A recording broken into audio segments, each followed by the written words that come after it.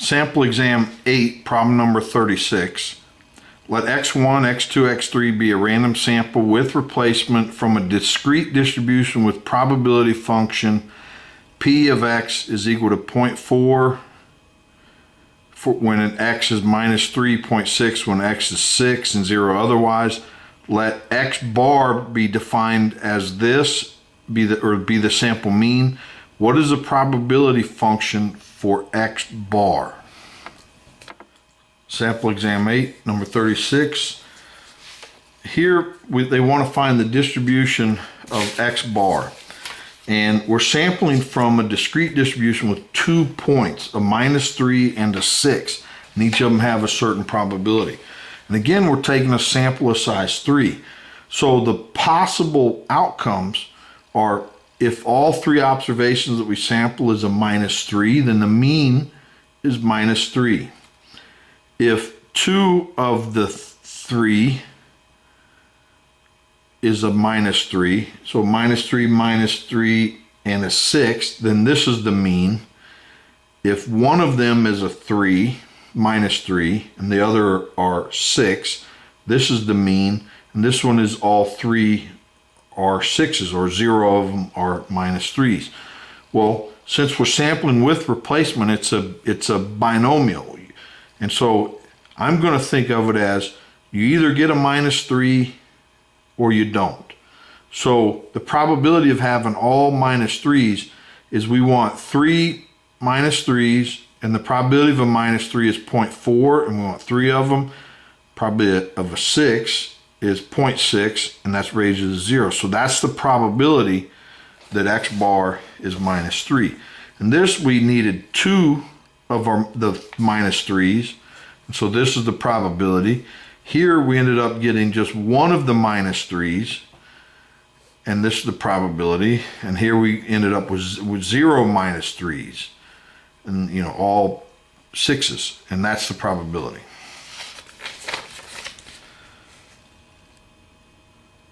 Number 37, let x bar be the mean of a random sample from a normal distribution with variance 9. The null hypothesis of that mu is equal to 100 is rejected in favor of the alternative hypothesis that mu is greater than 100 if x bar is greater than c.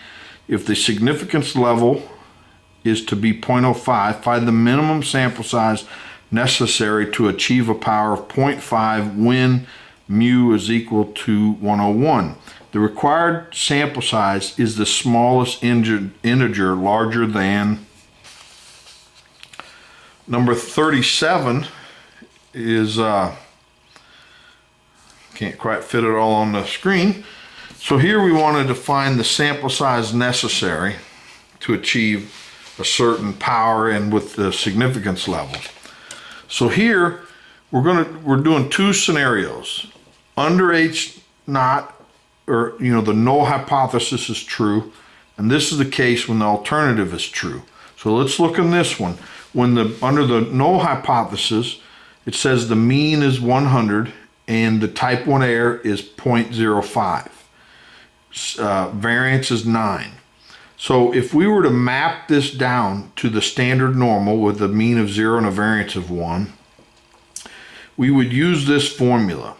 So that z sub 0.05 is equal to c minus the mean divided by the standard deviation associated with the mean, which is the standard deviation divided by the square root of n. So this is the formula. But we can back solve this for c. So multiply that up and then add 100. So this c value is this. Now, when you're calculating the probability of a type 2 error or power, and since they're 1 minus of each other, you have to assume that the alternative is true, and you have to pick a value. And so here they chose a value of 101. And so we have to assume that's the true mean, and the variance is the same. And here they picked the probability of a type 2 error to be 0.5, which sort of weird because that has to coincide with the exact point here. So this C is actually right here too.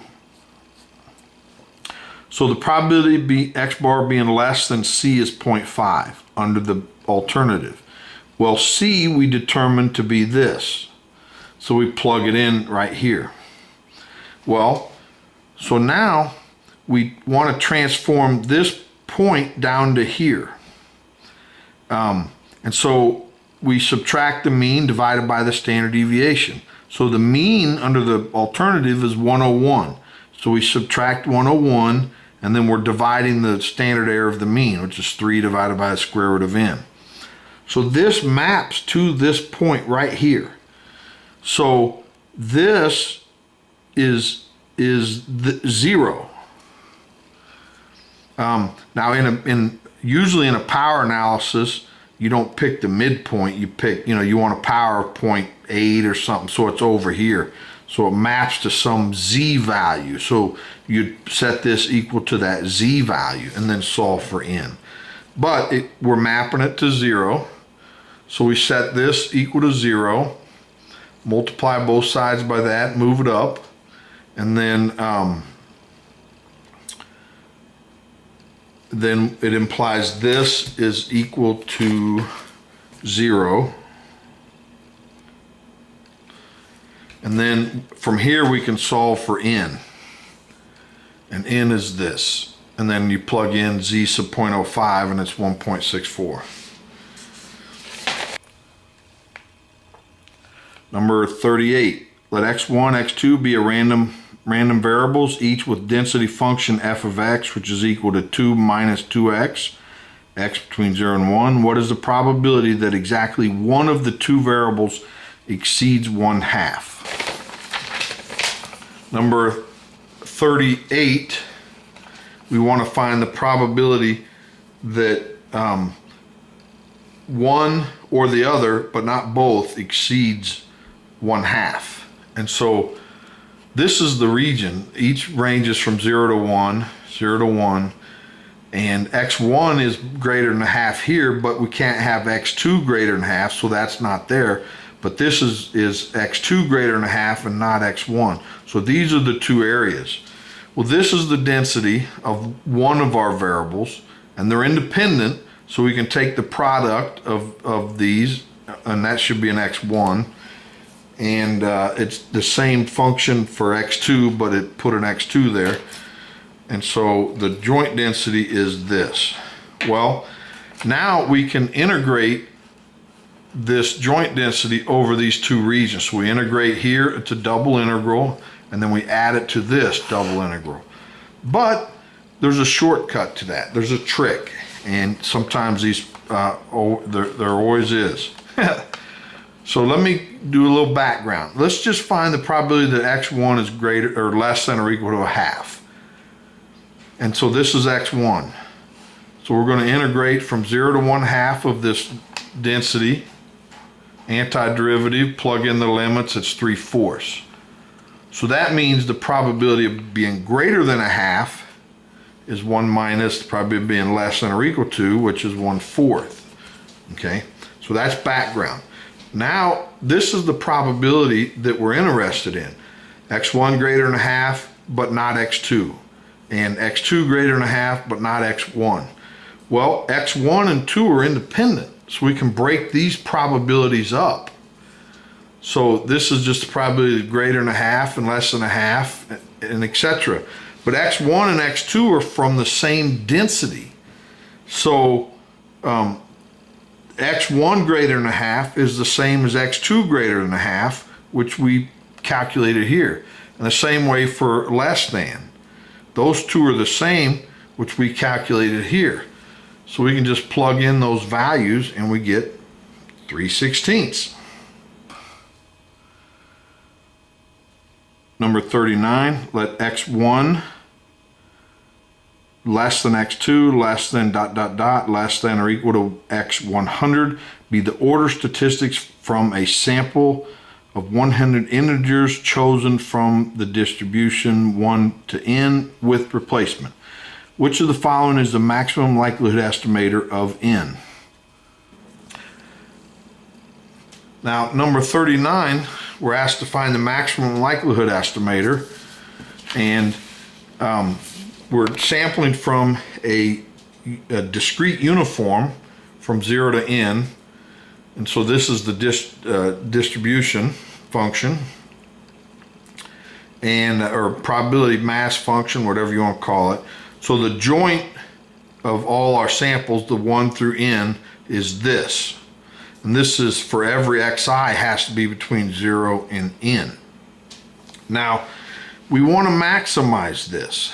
Well, what can change in here? Nothing. The 100 stays the same. That's our sample size. The 1 stays the same. So the only thing that can change is this n. And if you make the n bigger, this number gets smaller. If you make this smaller, then this overall number gets bigger. So to maximize this function, you want to make n as small as possible. But n has to be at least as big as every observation that you sampled from. So that says the maximum of our sample has to be less than n, or equal to. And so that says make n small enough so it equals our largest observation, which they said was x100. So that's our maximum likelihood estimator for this probability mass function. Number 40. Let x be a continuous random variable with density function f of x is equal to e to the minus 2x plus 1/2 e to the x between 0 and infinity. Let y equal e to the minus 2x. Then for y between 0 and 1, the density function for y is given by g of y equal to... Number 40 is find the distribution of y. And so we back solve for x and we get this. And then we take the derivative of this with respect to y and we get this. So the Jacobian of our transformation will be the absolute value of this, which is that. So then the density function f of y is equal to f of x, and then you plug in this in for the x, and then take it times our Jacobian. And this plugged into the density of x is this, where you just plug in that for the x value, and then of course times the Jacobian. Then this simplifies to this, which simplifies to this, and then that's our answer. Number 41, let the expected value of x given y equal to 3y, the variance of x given y equal to 2, and let y have the density function f of x equal to e to the minus y, and for y between 0 and, this has to be infinity for that to be a density. What is the variance of x?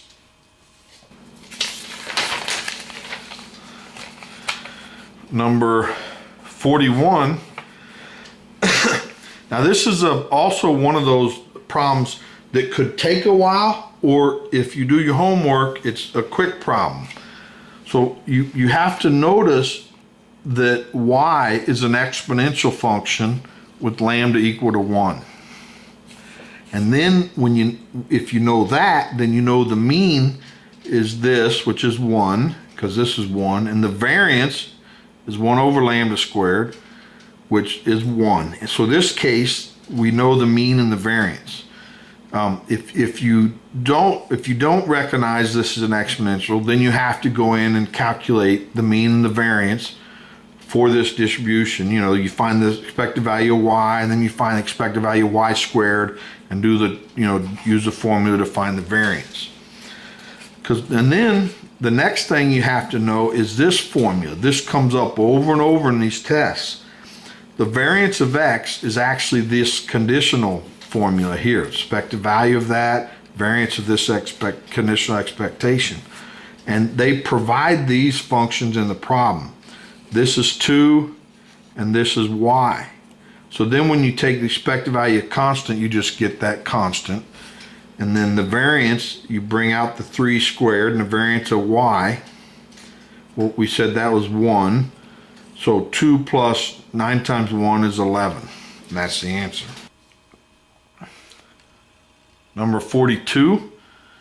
Let x and y be random variables with joint density function f of x equal to 24xy, x and y positive, and x plus y less than 1. What is the conditional probability that x is less than 1/2 given that y is equal to 1/4? Now 42 is we want to find this conditional probability here. And to do that, we need the density of y, and then we need the joint probability function, joint density. So we're given the joint distribution of 24xy. So f of xy is this. So to integrate out x gives us the marginal of y, and then the antiderivative, plug in limits of integration, we get this. And then I'm a picture person, so I'm always drawing a region of where we are here.